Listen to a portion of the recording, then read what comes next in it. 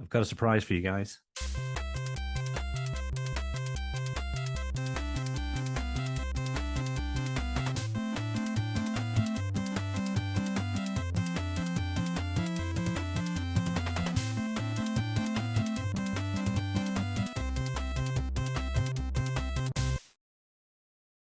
Welcome to Thinking Deeply About Primary Education, the podcast that makes time and space to think about pedagogy, teaching and learning, professional development, anything of interest to time poor but enthusiasm rich primary teachers.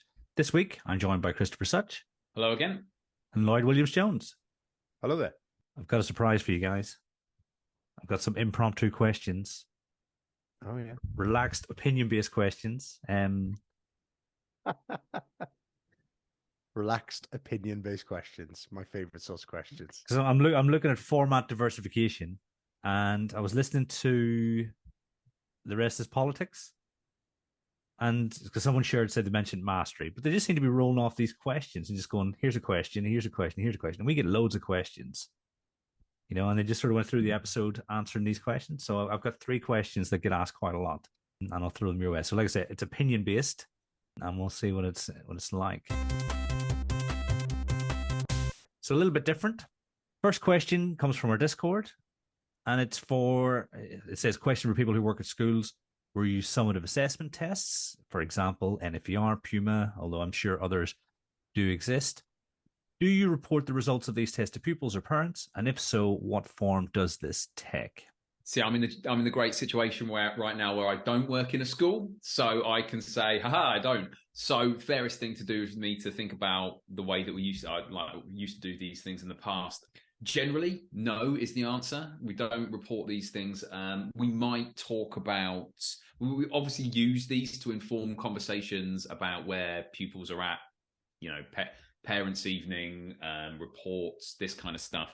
But it would be a rare case where I'd be saying your child has a reading age according to this summative assessment of 9 years and 3 months, and they are actually 9 years and 7 months, which means yada yada yada. Very rarely would I be reporting that stuff directly to parents. The exception to that would be SATs, because parents are that much more invested in those results. So we tend to share those as soon as they're received. Don't know if that's different at your place, Lloyd, or anywhere you've worked.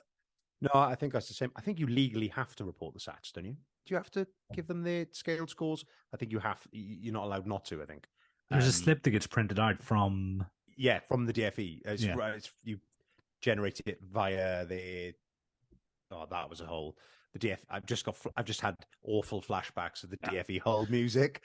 That gives me PTSD. So I can't.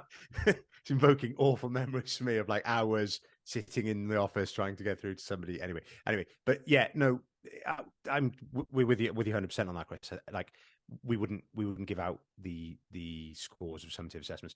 We like I say, we obviously would use those in pupil progress discussions and to look at it as a signal built up with other things, the knowledge from the teacher, all the other attendance, all the other bits and pieces that we would say, the feed in to give a signal of where a child is with a particular subject. But no test's perfect, and I think it's really important to remember that. And I think it's important that what we can't do is stop a child going home and saying, "Yeah, I did this on a test," or I got this, or this went well, this went bad. We can't hide it from parents. They know they've sat tests, so I think it's you can't shy away from that. But what you can do is try. What I would suggest potentially is do what I've just said there and explain to them, that tests are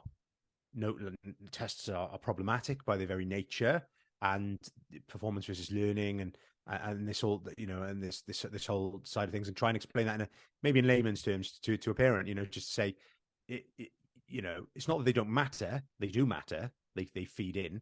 But again, to use the analogy that I think it's Jamie Pembroke uses in terms of that signal through the noise. So yeah, that's probably where I'd sit on that.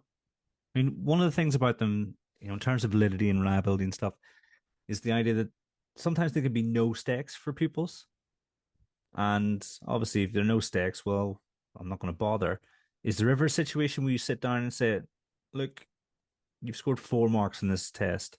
we know you know more about mathematics than this would suggest. Would you ever use that as a motivational tool? To say, you're much better than this. I don't know if I'd phrase it in those exact words. I've certainly asked children to sit a test again because they weren't in the right frame of mind, because something, you realise afterwards that you realise at the end of that day that they've not been well. There are all kinds of circumstances where I've said to, actually give this another crack. But then I've, going back to Lloyd's point about tests not being, assessments always being imperfect in their attempt to try and work out where a pupil's at with a given subject or a given capacity. You can do that, but you then have to bear in mind that, okay, they've probably already seen this test. This means they've had a little bit of extra time on it and this kind of stuff. So you might then adjust. There are exceptions to the, not tending to inform parents. Again, as Lloyd says, we're not hiding this stuff. If a parent says to me at the start of the year, I know my kid's going to do loads of assessments. I really want to know how he's getting on with them or how she's getting on with them. Fine. I'm happy to communicate it if asked.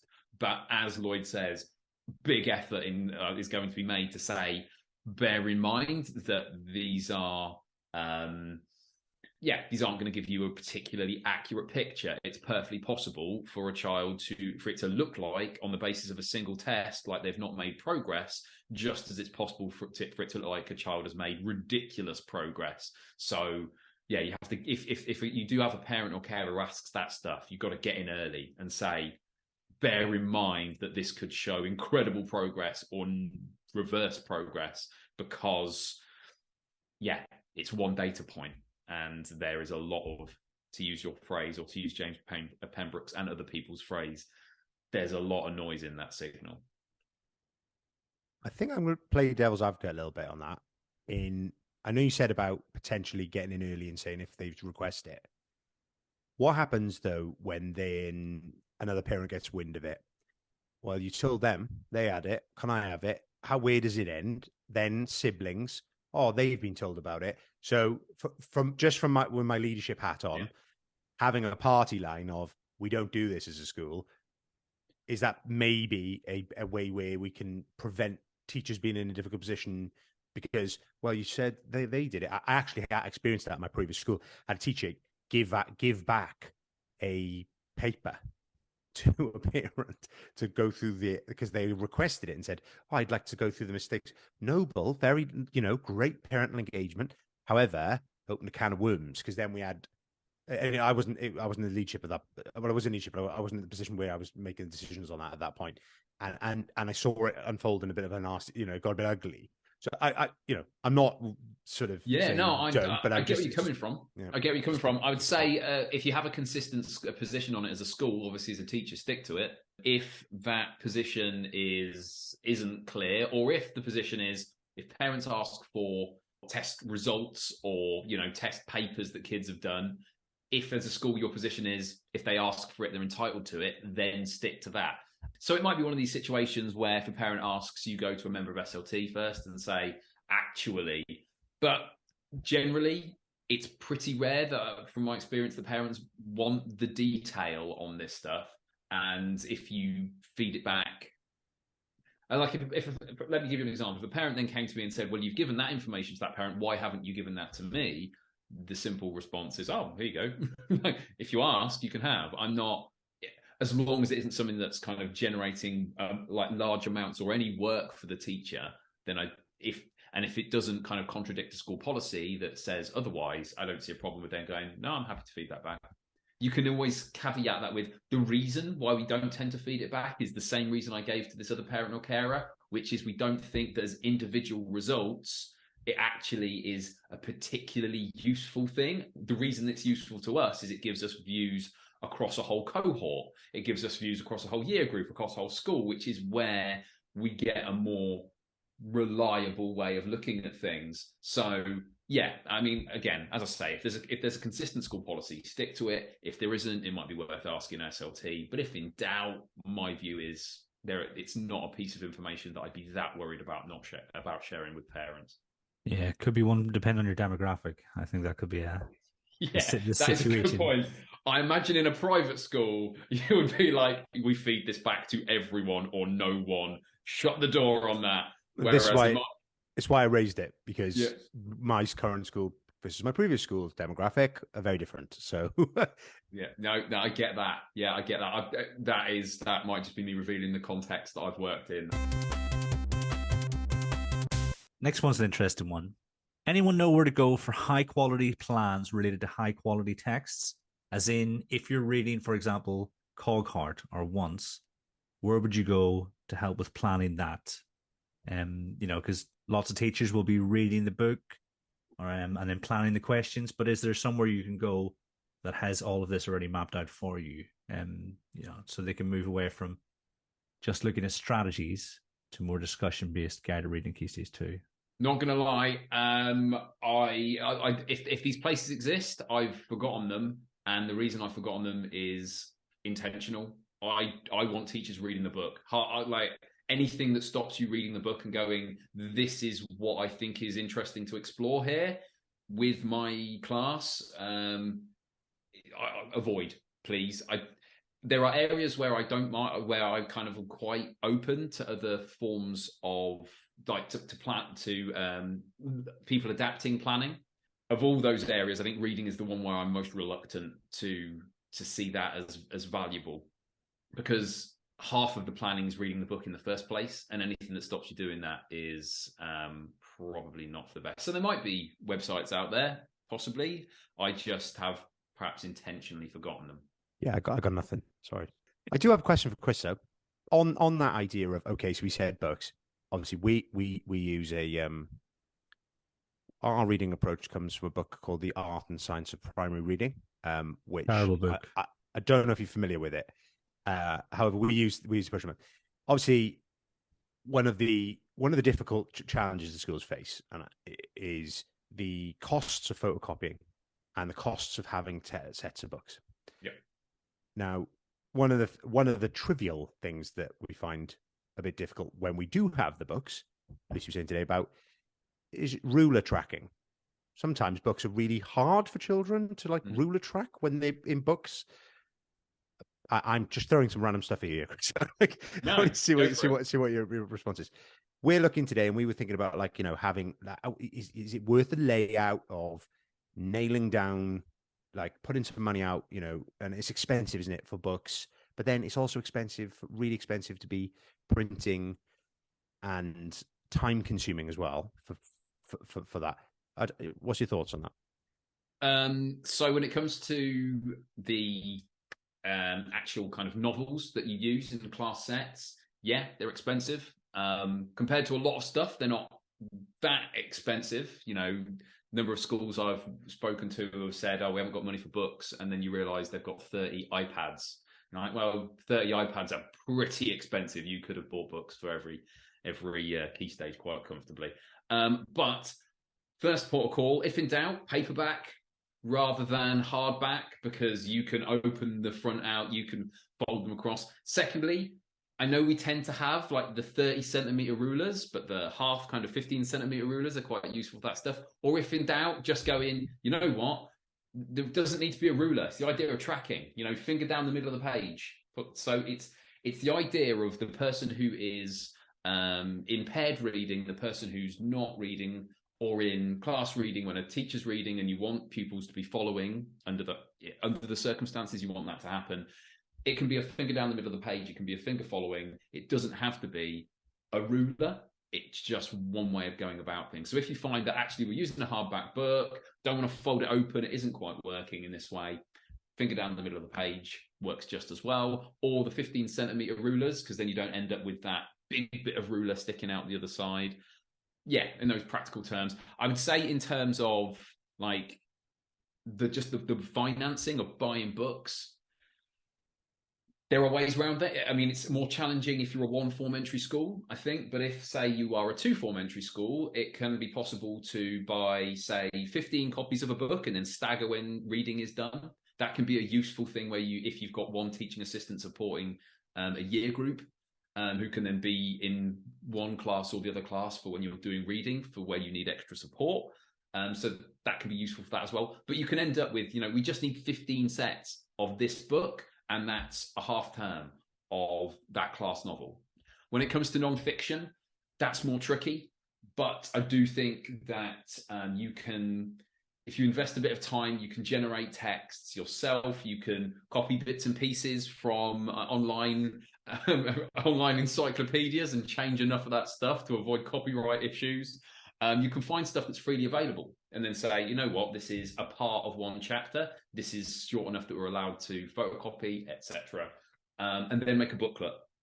Because once you've made it, and yes, it might only last 3 or 4 years before you've got to photocopy the whole thing again. But if you can get your non-fiction texts for year 3 or year 4 or year 5 into a booklet, and then it's kept, then it's ready for the next year. It goes in a fold, and saving, like, you can also, dare I say, school photocopying is not cheap compared to sending it to somewhere else and saying, look, we've got this. You send it to an external company and say, look, we want this in a booklet, A4, front and back.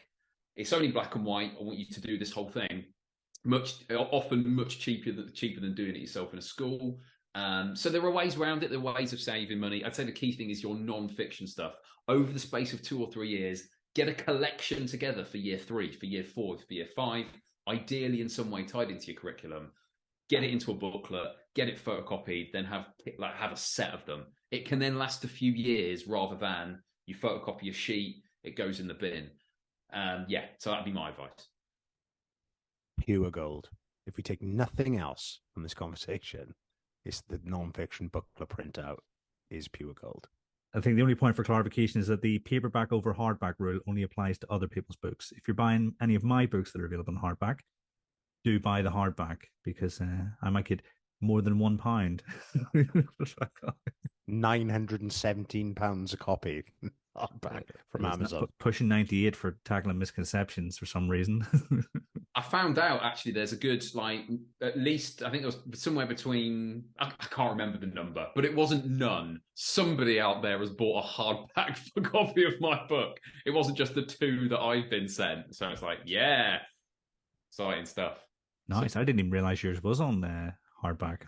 Yeah, it was originally it was 50 quid. And that was the annoying thing. It was you'd go onto Amazon, you just go in, and the first one that comes up is there. It's £50. It's no, don't have that one as the one that loads up, because people are not going to pay 50 quid for my book. But some people were quite keen on the old hardback.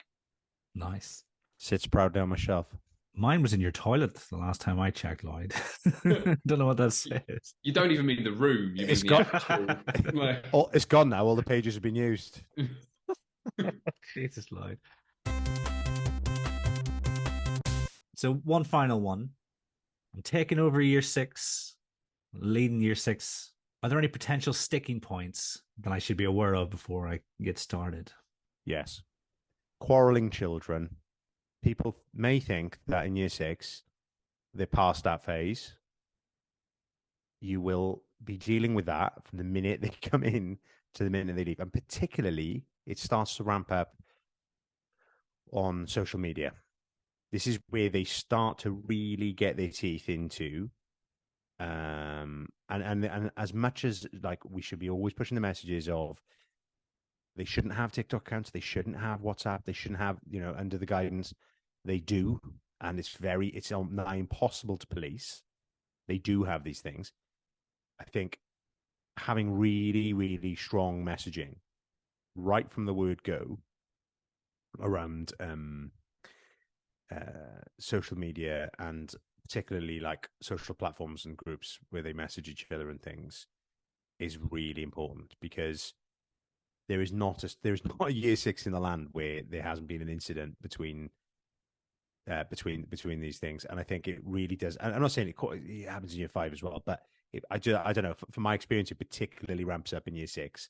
And I think as they're heading towards secondary, they've got one eye on that. And I think be prepared to be getting ahead of that stuff. So, because it can get really messy and difficult. So mine's a bit of a random one, but just be mindful with the old social media. Oh, there's so much. I spent the first kind of 4 or 5 years of my career in year six. First is there will be pressure either from SLT or just from other sources to make the whole year about SATs practice, and push as much as you can, push back against that. Obviously, you want kids to feel ready for the assessment, the way it's going to look, etc. But SATs prep isn't actually a particularly useful way to get kids to do well on SATs, not on its own, certainly. So yeah, push back against that. Also, the other side of that, after SATs, there tends to be a lot of what feels like dead time. It's like, oh, we've done SATs now. We don't need to teach maths anymore. We don't need to do writing anymore. Or we've been through local authority moderation, or that deadline's passed. We don't. Yes, you do. You're still a school. And there are lots of, this isn't to say, completely abandon the joys of rounders on the field in an afternoon. Chris hates children. But you're still a school, and they shouldn't arrive in year 7 not having done maths for 3.5 or 4 months. It's just not right. So yeah. Linked to Lloyd's thing about quarrels, that's a hormones thing. Hormones are kicking in for some of those kids, so be ready for all the onset of puberty entails, including air, and not limited to air freshener. I would say one thing to try and guard against is the idea of year 6. Often in every school I've worked in, there's been at some point someone said, oh, well, year 6, there's like a separate kingdom, or they're, a little world unto themselves. Try not to let that happen, or try to push back against that you are still part of the school. Yes, there are SATs bits that you have to deal with, though of course year 2 have to deal with those as well, but you're still an integrated part of the school. It's very easy to see year 6 teachers in every staff meeting where someone's saying, well, actually, this might be a nice thing that we can do in history, to see the year 6 teachers nudging each other going, nah, not in year 6. It's like, yes, in year 6, you're part of the school. So try and keep them feeling like they are part of what's going on. SATs shouldn't change everything, as it can sometimes do. There's loads of stuff I could mention as well, but those are the things that just kind of jump out to me immediately. It's the same with EYFS teachers, what you're saying about 6 as well. They are part of the school. They're not their own island. And I know it's nothing to do with the question, but I think it's worth saying that, the amount of times I hear leaders go, referring to 1 to 6, and then just tacking EYFS on the end, all subjects are born from EYFS. So must include that in the journey, and not give them a year 6 treatment as well, I think. Yeah. Well, it kind of works the other way around in my experience, in that you're absolutely right that you have that sense of, you can have that sense of separation, whereas the difference is in year 6, you're like, no, you're still part of our curriculum, be part of it. You are part of this school. Stop trying to separate. Whereas it's almost the other problem, the other end of the scale with EYFS. They do have a separate ELGs. They do have a separate curriculum, and it's almost often a desire to feel more involved with the rest of the school, because professional development often is done in a way that doesn't relate to EYFS or isn't relevant to EYFS, or begins with the person saying, I know this isn't relevant to you in reception, which isn't a great way to begin professional development for anyone. So yeah, there can be that disconnect. The difference is, in my experience, that year 6 are kind of pulling away intentionally. And I feel like I can say that because I spent half my career in year 6, and I've taught in year 6 in a few different schools. So, love year 6 teachers, but try to be more involved and try to be more part of everything else rather than your own separate world if you can. I agree as well. That's my experience. I spent the majority of my time in year 6 as well, and multiple schools, and that I feel a bit seen. Nice. I think by the time this actually goes out, the person who posed the question will have been in post for. That escalated quickly. Will have been in post for quite a while. So I hope things are going well for them, and anyone who has this on the horizon, can learn from you guys and your wealth of experience. I mean, funny enough, I didn't spend that much time in year 6. I spent a lot more time with the younger children, and I didn't think, because my first year group were year 5, and I thought, that would be my sort of area, but actually spent a whole lot more time in early years and Key stage 1 that you might think. Didn't get promoted to year 6 then. No, I was never good enough. Yeah. Didn't get that pay rise that automatically happens. That proportionate depending on the age of the children you teach. Yeah. No, I started first few years in year 6, and then had to force my way out of year 6, because once you're comfortable there, head teachers tend to be quite happy to keep you in year 6 because other people don't want it. So I forced my way down to kind of a year 3-4 mix, and then briefly year 5, and then forced my way down to year 2, and also got the chance eventually to do some year 1 and reception teaching. But yeah, a lot of time in year 6. Nice. Like I said, it'd be really useful. All of those questions came from Discord. I think if anyone would like to ask questions, Discord is probably the best place. I mean, our email address is thinkingdeeplyinfo@gmail.com. Also use that. But I wouldn't necessarily bother as much with Twitter anymore, because Twitter's a bit of a mess. And thanks for that, Elon. Cheers, buddy. All I have to do is say thank you very much for joining me. Thank you very much, Chris. Thanks for having me again. Thank you, Lloyd. Thank you very much. And everyone at home, until next time, thanks for listening.